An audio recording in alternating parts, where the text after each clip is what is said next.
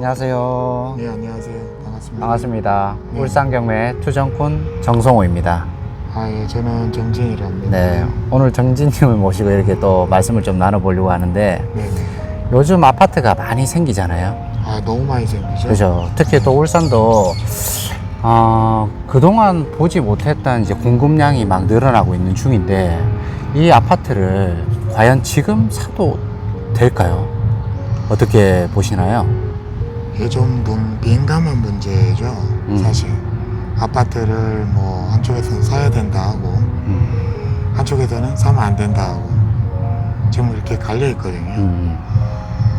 그 이유는 거치적으로 경기가 힘들고 전 세계적으로도 역시 마찬가지고요. 또 물가가 너무 많이 올랐잖아요. 그렇죠.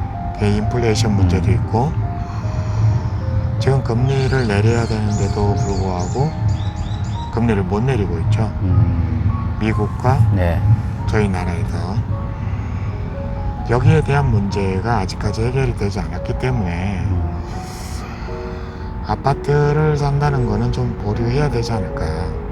당분간은. 지금 이자가 시중이자가 한 4.5에서 한 5.1% 정도 대 되지 않나요? 평균 그 정도 선으로 움직이고 있죠.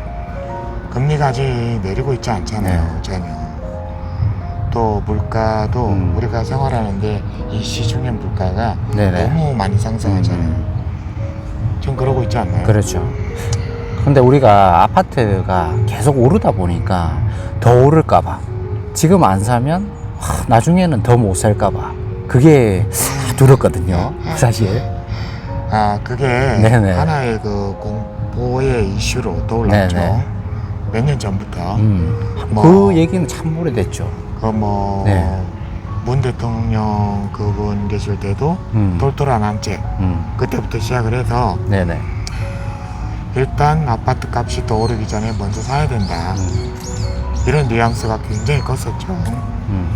유튜브에서도 많이 그런 얘기가 나왔고. 그랬죠. 그런데 제가 이렇게 말씀드려 볼게요. 오늘 라면 값이 있고 1년 뒤에 라면 값이 다르겠죠. 그렇죠. 물가가 오르니까. 그러면 우리가 기본적으로 이 먹거리들의 그 값은 오르면 오르지 떨어지지는 않잖아요. 그렇죠. 그러면 오늘 라면 먹고 내년에는 라면 안 드실 거예요? 먹어야죠. 먹어야죠. 그죠? 그렇죠. 그럼 아파트는 어떨까요? 올해 내가 네. 샀다가 팔았어요. 그럼 내년에 또 사면 안 돼? 또 사야죠. 이사를 하거나 투자를 할 때는 계속 사야 되는 부분이 생기죠. 그런데 왜 사람들은 지금 안 사면 못 산다라는 얘기를 할까요? 그러면 라면도 집 안에 가득 채워놓으면 되잖아요. 그러니까 창고에. 평생 한 번으로 끝난다 이 생각이 너무 빠져 있나? 차를 한 번 네. 사고 안 사나요? 비싸다고. 아니죠. 계속적으로 2년마다 한 번씩 바꾸는 바꾸죠. 사람도 있거든요. 울산에는. 네네. 다른 지역은 모르겠는데 또 몇 년에 한 번씩은 바꾸잖아요. 그렇죠. 새 차를. 맞죠. 그게 비싸다고 안 사는 거 아니잖아요. 그리고 또 요즘 차값은 고가는 몇 억씩 하잖아요. 그렇죠. 뭐 아파트 한 채 값도 많고. 근데 그 사람들은 안 사나요? 아니죠. 그분들은 돈이 많아서 그런 거고 우리는 서민이니까 돈이 없으니까 아파트는 평생 한 번뿐이다. 이거는 생각에 네. 갇힌 것이 아닐까라고 일단 보여지고요. 그렇네. 매년 우리가 이런 고민을 해왔던 것 같아요. 이 부분에 대해서. 아파트를 네. 사야 되느냐 말아야 되느냐는 자기의 사정도 있지만 네. 거시적인 경제 상황도 같이 고려를 해야 될 상황인 것 같고요. 그렇게 따졌을 때 네. 지금 아파트를 산다는 거는 위험 부담을 좀 안고 있다. 첫 번째 이유가 고금리, 제로금리가 아니죠. 또 그 다음에 금리를 앞으로 더 내릴 거라는 정책이 일단 보여졌어요. 그런 얘기를 많이 하시더라고요. 그래서 디플레이션 현상이 어느 정도는 올 수 있다. 그러면 지금 안 사도 디플레이션 현상이 어느 정도 오면 뭐 정확하게 디플레이션이 되진 않겠지만 가격이 떨어질 거라고 보여진단 말이죠. 그렇기 때문에 그때 사도 듣지 않을 거다. 다른 건 다 떨어지는데 아파트가 안 떨어진다? 그거는 말해주면 안 되죠.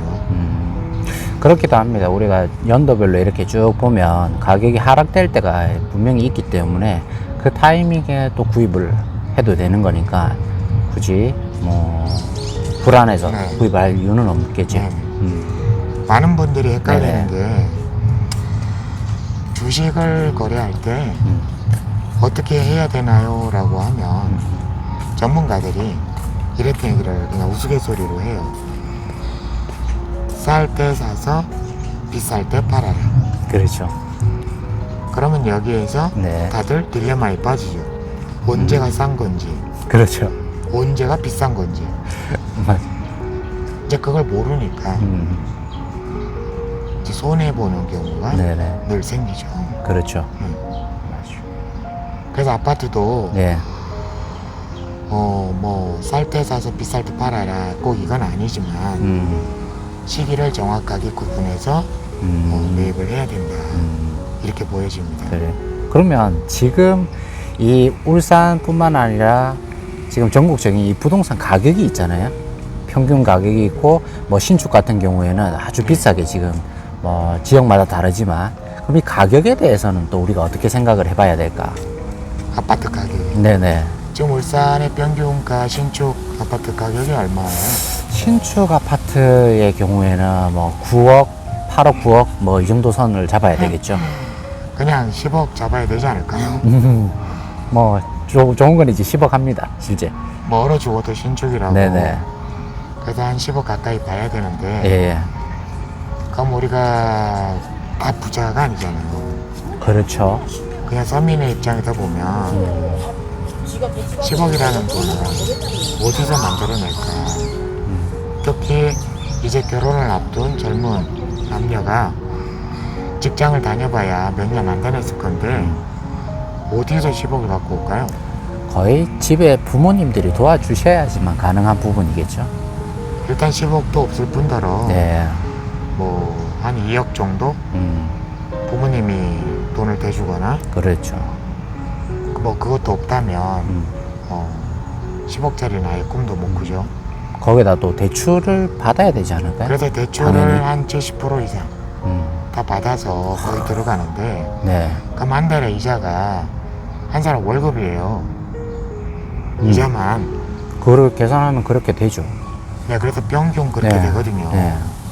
그러면 아무리 신축이 좋고 아무리 내가 나이가 젊다고 해도 그 빚을 언제까지 갚아야 돼요. 어떻게 보면 네. 빚 갚다가 삶이 마감되는 그런 상황도 오지 않을까. 또 그 부분에서 한편으로는 내가 투자를 한다. 네. 그런 마음을 갖고 계시더라고요. 이자를 내는 만큼 네. 시세 차익을 누릴 수 있기 때문에 이거는 투자다라고 생각하시는 분들도 많으신데. 이제 거기에서 네. 이 착각과 오해가 발생을 하죠. 함정에 빠지는 거예요. 자, 제가 예를 간단하게 들어드릴게요. 네. 많은 사람이 주식을 하고 있거든요. 그런데 주식을 해서 계속 수익을 내는 사람은 몇 명이 될까요? 몇 프로 안 된다고 들었는데. 99.9%의 네. 개미들이 네. 계속 돈을 빨립니다. 누구한테? 부자한테. 그러니까 부자가 나쁘다는 게 아니라 네. 특정한 인물들한테 네. 계속 돈을 상납하는 결과가 나타나요. 돈을 못 벌고. 야, 내가 투자를 한다고 생각했지만 이게 오히려 그게 아니네 부분도 있다는 거네요. 나는 투자라고 생각을 하고 하지만 네, 네. 결국은 내 통장은 네. 녹아내리죠. 그렇죠. 사실상. 아, 그래서 요즘 젊은 친구들, 결혼한 친구들이 그래요. 매달 네. 적자다. 분명히 월급이 들어왔는데 네. 없어요. 이렇게 얘기를 합니다. 그러니까 요즘은 투잡, 쓰리잡 정말 돈이 없다고 얘기를 많이 하더라고, 일을 해도. 그렇죠. 그래서 예, 조금만 더 이야기를 보태면 예, 분명히 수많은 사람들이 주식을 하는데 왜 계속 그들은 손해를 볼 수밖에 없을까? 자기들은 투자라고 얘기하고 하지만 네. 왜 계속 빚만 남을까? 이 생각을 분명히 해보셔야 됩니다. 그럼 지금 아파트의 가격이라는 게 우리가 지금 소화하기가 힘든 그런 부분이 좀 클 수도 있겠네요. 가스 활명수 먹어야 될 거예요. 참 어려운 문제고 참 힘든 부분이네요, 이 부분은. 그러면 이렇게 돈을 주고 우리가 뭐 어쨌든 비싼 돈을 주고 사는 경우도 있겠지만, 그럼 효율성이라는 게 아파트가 우리가 아주 먼 옛날에는 아파트가 없던 시절에는 네. 아파트가 너무 좋은 점이 많았거든요. 근데 이제 시간이 지나면 지날수록 그 장점들, 그런 특징점을 계속 유지할 수 있을지, 어떤 우리가 효율성을 가져올 수 있을지, 그런 부분은 또 어떻게 생각을 하시는지. 일단 아파트에 대한 뭐 효율성은 네, 그러니까 지금 효율성을 말씀을 드릴게요. 네, 미래성까지는 좀 너무 멀고 지금의 효율성은 사실 삶의 질이 좋다고 말하기는 어렵고요. 네, 투자 물건으로서도 별 의미가 없다고 생각합니다. 결론은 왜 이유가 어떤 게 있을까요? 그 이유는 이제 여러 가지가 있는데 네, 먼저 투자에 대해서 말씀을 드리면 네, 그동안은 아파트를 가지고 갭 투자를 많이 했잖아요. 그렇죠. 갭 투자. 네네. 그래서 뭐 프리미엄을 붙여서 팔다거나 시세 차익을 남긴다거나 뭐 또 경매나 이런 걸 통해서 계속 수익을 낼 수가 있었죠. 근데 지금은 마이너스로 가고 있는 상태라고 보시면 돼요. 그게 무슨 얘기냐? 네, 신축을 8억짜리를 샀어요. 음, 그럼 이게 얼마가 올라야 내가 갭 차이를 볼 수가 있을까요? 계산해 보면 얼마가 올라야 갭 이익을 보느냐. 일단 이자를 낸 거에 대한 보상은 충분히 돼야 되고, 물가가 상승되는 부분에 대한 보상도 충분히 또 돼야지. 이 두 가지가 일단 먼저 전제가 있어야 될 것 같아요. 그렇죠. 물가 상승만큼의 이익과 이자에 대한 이익, 이 두 가지는 당연히 빼고 추가로 이익이 생겨야 되겠죠. 그렇죠. 네, 이 문제에 대해서는 제가 이제 나중에 따로 정리를 좀 해드릴 건데 네네, 갭 투자나 네, 또 우리가 일반 그 경매 이런 쪽으로 해서 투자를 할 때 네, 과연 수익을 충분히 낼 수 있는 투자인가라는 걸 가지고 한번 따로 얘기를 먼저 드리고요. 그래 봐야겠네요. 오늘은 간단하게 네. 말씀을 드리면 네, 지금 디플레이션이 돼야 되는 상황까지 왔다고 저는 생각을 해요. 네, 그래서 무조건 아파트가 값이 떨어질 거다라고 보는 게 아니라 조정의 국면이 왔다.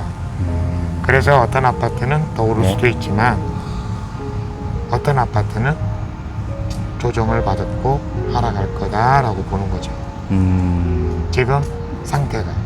그럼 지금 투자에 대해서는 아주 좀 보수적으로 생각을 하고 우리가 접근을 해야 되는 부분이겠네요. 그렇죠. 지켜봐야 되고 네, 충분히 지켜보고 다시 거래가 많아지고 네, 그러니까 즉 밑에 그 하단에 정점을 찍고 다시 올라가는 시점에서 매수를 하든 매매를 하든 해야 되지 않을까. 바닥을 보지 않고 여기서 바닥 찍었다라고 생각하고 해버리면 분명히 더 내려갑니다. 지금 아직 바닥이라는 근거는 전혀 없잖아요. 없죠. 그죠? 전혀 없죠. 바닥은 아무도 예상할 수가 없어요. 그게 네. 무서운 거거든요. 주식도 그렇고 부동산도 그렇고 여기가 바닥인가 보다 하고 봤더니 다시 내려가요. 그런 경우가 있죠. 그냥 데드캣 하우스였는데 네. 그게 바닥으로 보였던 거죠. 음. 그러니까 완바운드. 야, 그런 시장을 우리가 이게 흐름을 본다라는 게 사실 네. 참 어려운 부분이네요. 굉장히 어렵죠. 지속적인 이거는 공부와 이게 토론 이런 것들이 또 병행이 돼야 될 부분이겠네요. 일단 경험이 좀 풍부해야 되고요. 네네. 그걸 보려면 네. 또 경험뿐만 아니라 이 거시적인 활동이 좀 필요합니다. 그게 없다면 네. 그걸 보기가 어렵죠. 이건 이 부분에 대해서는 전문가와 좀 충분한 상의가 또 필요한 부분이겠네요. 그렇죠, 그렇죠. 그 원장님 같은 분들하고 이제 네. 상의를 하셔야 아, 올바르게 투자를 할 수가 있다고 네네, 볼 수 있죠. 맞습니다. 그래서 네. 어떤 통계나 데이터만 보고 음, 그거를 쫓아가기에는 매우 네. 위험하고요. 네. 특히 이제 유튜브나 이런 데서 전문가들이 나와서 이야기하는 부분이 많은데 특히 조심해야 됩니다. 그러게요. 이게 검증과 검증을 거쳐서 뭔가 이게 맞는가 확인이 꼭 필요한 부분이긴 하네요.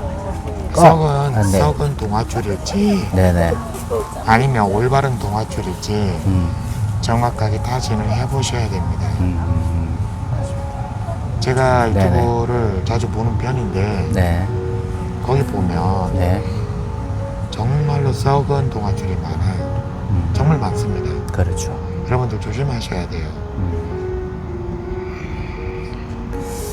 그러면 우리가 지금 투자에 대한 효율성을 좀 말씀을 해주셨는데 네. 아파트에 대해서 투자 말고 다른 또 효율성 앞으로 이제 뭐 효율성이 어떻게 될지. 앞으로의 일은 참 예상하기가 굉장히 어렵거든요. 네. 뭐 경제도 그렇고 네. 부동산도 그렇고 정치도 그렇고 굉장히 어려운데 일단 좋아지려면 한번 바닥을 짚고 가야 되지 않을까.